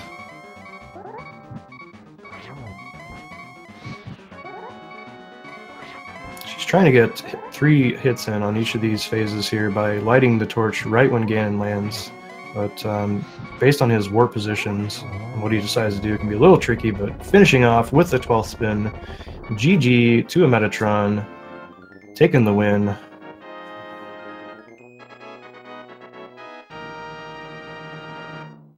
Looks like she's going to be finishing with an official SRTV time of 1:30:37. Congratulations, Emma. Yeah, congrats to Emma. It's a pretty solid time, especially for what is her first race of this tournament. Yeah, in front of, it's hard enough to run in general, and then to run a run where you're in front of people and racing someone else. Yeah, absolutely. The nerves are not an easy factor to deal with. Honestly, it's kind of one of the reasons I am personally not in this tournament and just doing the administration and commentary for it. I'm really bad at handling those nerves, so shout outs to any of these runners who put themselves out there on display in front of all these people. So speaking of that, let's cheer on Vascos as he finishes up his run here. He's going to take the safety exit as well, especially given how some things have gone for him. Still soldiering on. Is he just going to take the death, eventual death? Yeah. Oh, that works too. I've actually not seen that happen, so that works. That was actually cool. Yeah, he got damaged from the beetle, right, and just used the iframes to walk through the laser. No, he fell off the ledge. Oh, he had the okay. safety exit. He was able to walk. That's even smarter than what I suggested. It's just that single-hearted damage. That's pretty cool. Yeah, good stuff. All right, so it looks like we are now joined by emetatron. Congratulations on your race, GG. Thank you. It was quite a run. That was a very run, yes. How are you feeling after that? Overall, I actually feel really good about my gameplay. I was feeling really good in the beginning with like Escape and Eastern. I was really close to both my golds, and I thought Desert was fine until Landmo, but that's just Landmo. So I thought I was doing really well up until I guess when I walked into the hole in Hera bomb jump, then fall. I walked in, so yeah. Up until then, I thought it was pretty good, and then yeah, I don't know. Oh no. Vascos just took a death to Tranix here, but luckily he did bomb open that safety wall, as we saw you do as well. I saw you making a lot of really good, solid heads-up race decisions throughout this. Were you watching the restream at all? Did you have any idea where Vascos was, or were you just kind of focusing on your own thing? I was really nervous at first, so I was like, I'm not gonna look at anything, I'm just gonna play the game, like just do what I gotta do. But I think after Light World, I popped in just to see what was happening. So I saw at that point where he was, but I wasn't really paying attention for the rest of it. I didn't look at the stream again, so I had no idea where he was at any point. Vascos had a really solid early game as well, and he's had some struggles in Hera like you did. But he's kept with it. That weird downward ice rod thing he just had there happened to me a couple weeks ago. Using the rods in this game can be kind of weird because you can kind of change direction as you're using them, and sometimes you can accidentally switch directions and not be expecting it. So be kind of tricky to deal with. But it looks like Vascos is going to finish off this Trinex fight here. Gets a spin, a couple of slashes more, and he'll be good to go. So, yeah, Emma, I think you have a lot to be proud of for that race. I mean, especially being your first one and, you know, in front of all these fine folks watching here. I know the nerves play into it quite a bit. You know, I think that's what I chalk up probably a lot of what we saw in your run to. But yeah, congrats for getting through that and finishing it with a really decent time. I thought it was a really solid run. Thank you. I mean, aside from all the the little funny mistakes, I guess that like you don't really make often, but you know, I guess it was just the nerves that got to me. You know, like failing Hera bomb jump and failing Skull Woods bomb jump like what 3 or 4 times. Yeah, it never happens. I was like, at a certain point, I'm like, well, is she just gonna maybe try to hover? Yeah, if I could, I would. Yeah. Yeah. Yeah, but overall, I thought I was pretty happy with that run. So, and I haven't played in a few days, so that was good. I was a little bit nervous about my gameplay, but we did it. Yeah, it got to feel good to get that one under your belt and out of the way. So you've got 2 more races to go. Have you scheduled any of those yet? Yep, they're both scheduled. I have one tomorrow night, and then the other one is I think next Saturday. Nice, nice. So yeah, Emma is the in the second buckets out of her group. She has DK in her group as well, who had a very strong performance yesterday. We saw with 2 wins in 2 of his races. So got some pretty tough competition there, but that should be a really good race to watch, I feel. I'm hoping so. I hope we both have good runs. I either want both of us to PB or him to do not so well and me to do really well, so that we get really close. Yeah. Wishing ill on your fellow runners. Gosh, Emma. Well, you know, he was okay with it too. She's got the competitive spirit, that's all. Yeah. Fire. But yeah, I think both of you are definitely on PB watch, especially after seeing some of DK's runs earlier, and then just knowing how far your Summit Best is from your PB. I definitely think that you're both capable at any time throughout this tournament. Yeah, I think so too. DK's definitely made some really good strides, I guess, coming back to the game. It's like almost like he just fell right back into where he was when he stopped. You know, like he's been playing really, really well. So yeah, I always feel like it takes me a ton of time to de-rust, but then you see some people, it's just like they do a run or 2 and they're right back into the swing of things. So.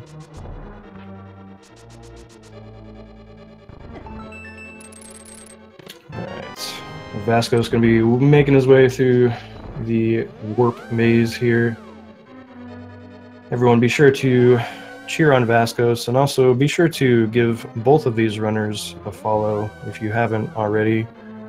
I know Vascos does a bit of randomizer, also plays some glitch categories and such, so he's a good one to follow, and Emma plays this game quite a bit. She's been practicing a ton recently and learning a lot about the game, so definitely follow her stream as well. There's some really cool looking cats and potatoes everywhere, so good place to hang out. thanks.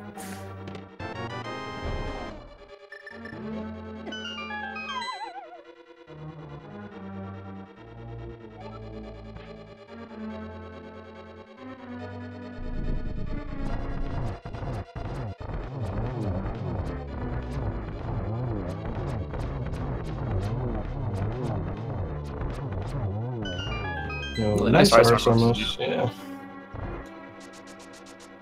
Oh, so one thing I wanted to ask you, Emma. I noticed you had 11 arrows left over after the Ice Armos fight, but still grabbed the arrow chest. Was that just because you wanted to be absolutely safe and secure in your arrow count going through the rest of the tower? Yeah, I was scared. Yeah, it's totally understandable. I don't blame you at all for grabbing those. I just feel like mimics can be really easy to mess up when you're nervous, so I was like, I don't want to be missing them and run out of arrows and have to go and find more. And yeah, and then you just went and flawlessly executed them, so... Well, maybe it was the extra arrows that gave you the confidence. Yeah, you know? I'm gonna say that. Obviously it was the arrows. But yeah, speaking of just how poorly these mimics rooms can go sometimes, especially the second one, like once you start taking some lasers to the face, it seems like they just automatically target you right afterwards and just will not let up, so it'd be tough to deal with. But Vascos gets out of there, gets out of the spike trap room as well. Got 3 hearts, but he also can go grab some safety fairies over here if he so desires. Yeah, I figured he might. 3 hearts is a little lower than I want to be trying to go through Gauntlet.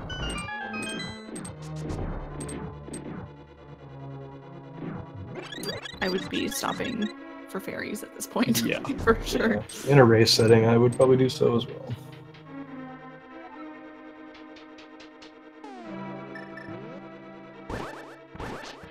Oh, beams. Best thing in the game. Yeah, sometimes what you'll see runners do is after they get that refill from the fairy over there, they'll actually go ahead and purposely fall off of the ledge just so they won't have beams forgotten, because we've talked about it a little bit earlier in this run, but they can be not as powerful as you expect them to be.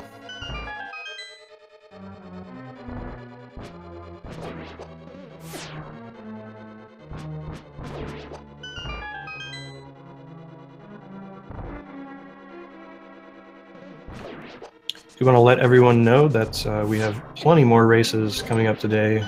There will be another race right on this channel directly after this one. Looks like we'll have Trogdor versus Mashy, which will be a really good one to watch. We also have right now going on Speed Gaming 2, BTX versus Swerb. So if you just cannot get enough of some NMG races, be sure to stick around. We have plenty more races coming up. Plenty more tonight as well. Oh, this friggin' refight. There we go. Well, he's through that at least. It's pretty low on magic. You don't need all the magic. He's gonna pick up the safety pot regardless. Yeah. It's just nice to have for the lantern room. Ooh. Well, I don't even know what. He got hit in so many different directions. Yeah. He got comboed by those Wizrobe beams there. Ended up falling off. So Emma, any other highlights or lowlights even that you wanted to point out about your run? Any moments? I mean, like literally the whole run. The Skullwoods adventure, man. I was feeling for you in Skullwoods. It seemed like everything was just flying right at you, but that bush fairy, holy I know. Holy. I was just gonna say that I kept getting lucky with fairies, I think. Where else did I get a fairy? I think there was somewhere else I was low on hearts and I got... Oh, didn't you go... No, or was that Vascos who worked all the way back around the prize pack? Or was that you? That wasn't me. Maybe I did. Maybe I'm... That was her, yeah. Oh, that's right, because me. you took the exit and then you came back in and then, oh, right. And then died, and then you went into the peg puzzle room and you killed the mini Hama and you got the fairy drop out of that, so you wrapped all the way back around. Right, yeah. And that death was intentional because I was like, oh, I don't want to go into Trinex with 2 hearts and die and then have to do it again. So that was a very good decision. Yeah, but that was the other thing that was lucky, because then I was back down to 2 hearts going back up there, and I was like, oh no, like, what was the whole point of that? And then the fairy just came out of nowhere from the heavens and blessed me with its heart refill, so I was like, oh my god. That's good stuff, but I yeah. got lucky a couple times there with that for sure. Alright, Vascos approaching the end of Ganon's Tower here. Ooh, dashing up the right side of that Helma hallway. That is a strat that I have not seen. Seemed to work out pretty well, though.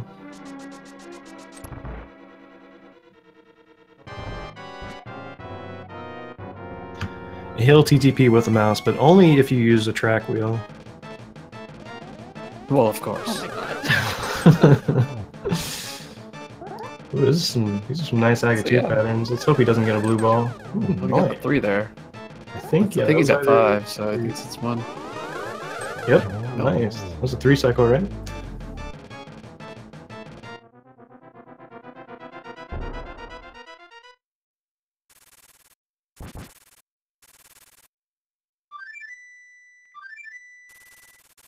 That was a gold G tower for Vasco, so that's nice at least. Like quite a bit of time even, so. Alright, I'm getting some. It's always nice eating a run that's kind of bad.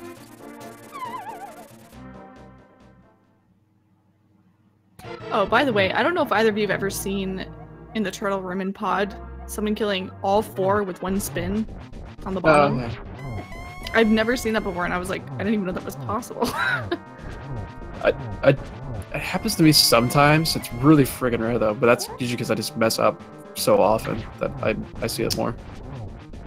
Alright, so Vascos here didn't get the 1-on-1, but he did get the top left RNG, but didn't decide to actually do the spins inside the circle.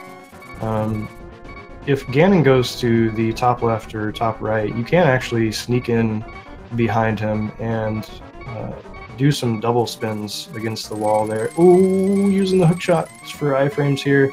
Be really dangerous because it locks Link into place. And so if you don't hook at just the right time, you're going to have all those fire bats flying directly at you because they've locked onto your position. But sitting at 1 heart here, be finishing out the Ganon fight, getting into phase 4 pretty soon.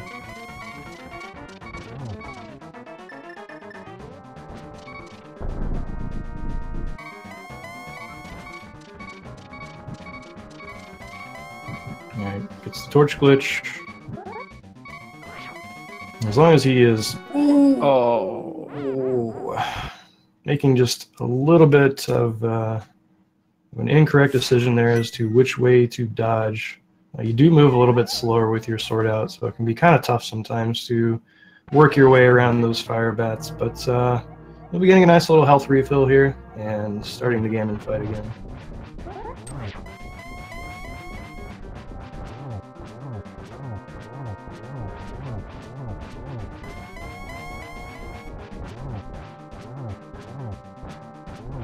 It'd be so hard to actually count your slashes in any of these phases, especially.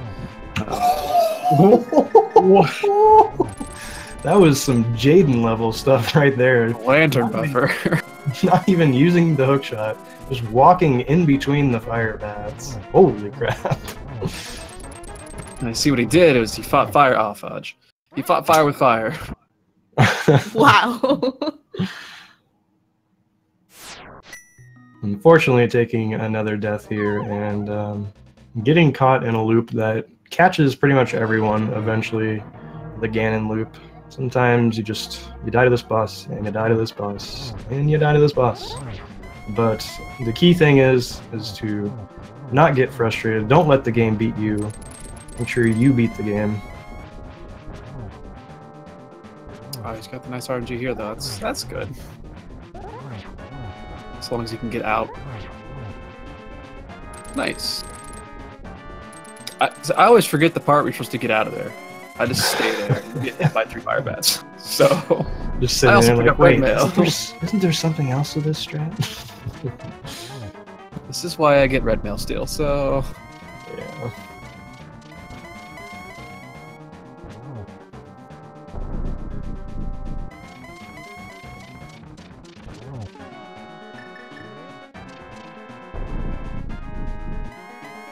This is why I kept Gold Sword until like mid to low 130s. I was too scared of this fight. It's hard. It's hard, and it's hard to save any time with it over, Gold Sword and Silver Arrows because you have to have a pretty decent Ganon fight with the Tempered Sword. You want to be averaging around 2-minute fights usually with good war patterns when you take the Tempered Sword for it to start saving time for you over Gold Sword and Silver Arrows. So definitely don't blame anyone for keeping those items for quite a while. I think Andy even kept his past sub 130. I think Andy and ACM both talk about keeping safeties for a very long time, and they have really good times doing so, even. I know ACM did a run with Gold Sword and Silver Arrows and got like a 128 or something. Nice. It looks like Vascos is on a pretty good roll here now, getting into a nice rhythm with lighting the torch and getting these spins off on Ganon. He'll be switching to the Fire Rod now to get potential for some triple hits in now. Nice. Last spin finishes off the Big Blue Pig. GG to Vascos. Way to finish it out, dude.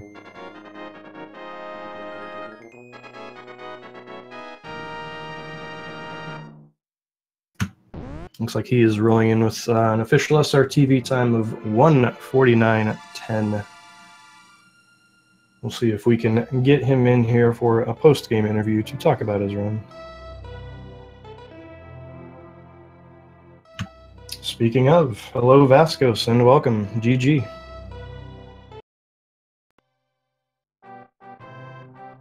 Maybe GG. Maybe just setting up his mic. Yeah. I may have pulled him in a little too quickly, so. Yeah, Mike was muted. Okay. Yeah, welcome, GG. Nice run, dude. Way to finish it out strong after dealing with all the crap that this game can throw at you. Well done. Yeah, I'm glad when I can get a gold in a bad run. That's something at least. Yeah, that's always a good feeling. You know, you never want to give up on a run too early. A run is never dead until you give up on it. So you can always get some golds out of it and push that sum of best down. Yeah, exactly. So definitely a good feeling. So how did you feel throughout that run? I mean, definitely had some good boss fights normally. Like that's probably the one thing that I've noticed most about you is that a lot of your boss fights are just really solid, Helma in particular. Yeah, it's just that that's where I put most of my practice so far. That's why they're pretty good. Yeah, definitely seems like it's paying off. So definitely still have you on the PB watch list. Were you on pace at any point throughout this run? I don't think so. Or before Aghanim, probably. Yeah. I had looked over at one point during your splits, and I think after Eastern you were 20 or so seconds ahead. Yeah. But yeah. The game can be a game sometimes. So this was This was your second race, correct? Yes, correct. So you got one more to go against Czechs. Yep. Human, is that correct? Nice. You guys have that scheduled yet, or? No, not yet. You definitely got a few weeks to get that match in. So good luck to you, Vascos, and you as well, Emma, in finishing out your group stage matches. And thank you so much for joining us for this post-race interview. Thank you guys for commentating, and GG Vascos on finishing that run and on your golds. Yeah, GG. All right, so we're going to be wrapping up this race here. We do have another race coming up immediately after this one right here on Speed Gaming. I have another race going on Speed Gaming 2 right now, and even more matches coming up later tonight. So do stay tuned. Don't go anywhere. Thank you all for watching. Please give all of the Speed Gaming channels a follow if you haven't already. Please follow our runners as well. I was joined today on commentary by my brother in speedrunning and real life, TBM. Thank you so much, dude. That's a good time. Yeah, man, I had a blast. It was really fun. So, yeah, that's it for us. Thanks a lot, guys. Take care.